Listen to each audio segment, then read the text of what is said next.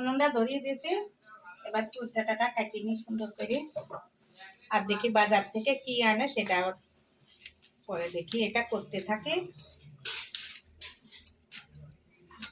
মোটা মোটা কুর্তাটা খেতেও ভালো লাগবে। যার সময় বাড়ির লোক বলে গেল কুর্তাটা কিছু একটা করো, আর আমি মাছটা যাই হোক আনবো। ঢাকনাটা সরাই দিলাম। সালটা সারিয়ে নিই। আজকে রান্না দেরি হলো, খুব একটা অসুবিধা নাই। ছেলে খাবারটা নিয়ে এসছে, আমরা খাইয়ে নিলাম। এখন ধীরে সুস্থে রান্না করি। বাড়ির লোক বাড়ি নেই, কখন আসবে তার ঠিক নাই। ঠিক আছে।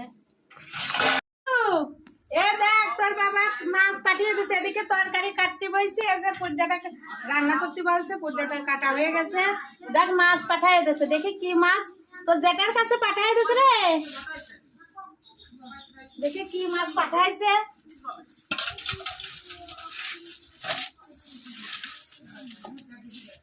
রুই মাছ। দেখো বন্ধুরা, রুই মাছ পাঠিয়ে দিয়েছে। এখন আমি ধীরে সুস্থে রান্না করতে লাগে। ধুয়ে নিয়ে আসি মাছ কয়টা। যখন এই যে আমি জিরে ভেজে নিচ্ছি, রুই মাছের ঝোলে দেব।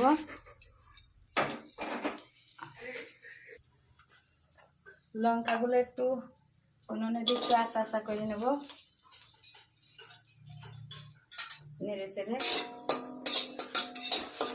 আমার একটু তেল দিয়ে, তাহলে বাটতে সুবিধা হবে, তাড়াতাড়ি বাটা হয়ে যাবে। পেঁপের লঙ্কাটা এবার তুলে নিই, আস্তে আস্তে হয়ে গেছে। ও কেটে দিতে নিই। আমি মাছ ধুয়ে নিয়ে এসেছি, লবণ হলুদ একটু সরষের তেল দিয়ে মাখিয়ে রেখেছি। এখন মাছটা আমি সুন্দর করে ভেজে কড়াইতে দিয়ে গেছে। মাছটা দিয়ে দিই।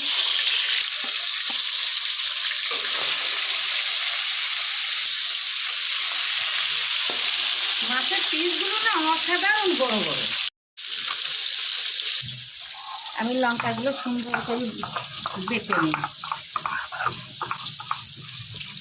4-5টা কাঁচা লঙ্কা দিচ্ছি এর ভিতর। শুকনো লঙ্কা কাঁচা লঙ্কা মিক্সচার করে নেব, কালারটা ভালো হবে। খালি কাঁচা লঙ্কার কালার ভালো হয় না, তাই আমি দেখো কয়টা শুকনো লঙ্কা দিয়েছি।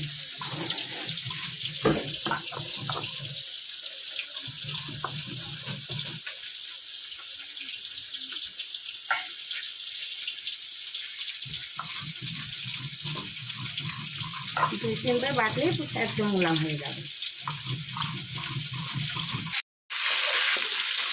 মাছটা উল্টা পাল্টা করে আমি ভাজে নিই। সবজিগুলো কেটে নিয়ে এসছি। এতে আছে একটা ফুলকপি, আলু দিচ্ছি কিছু, আর শিম।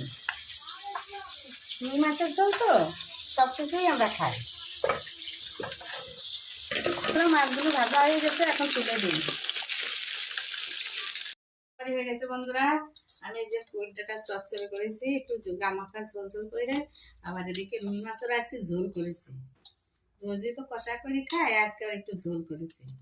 দেখো ঝোলটা কেমন লাগছে।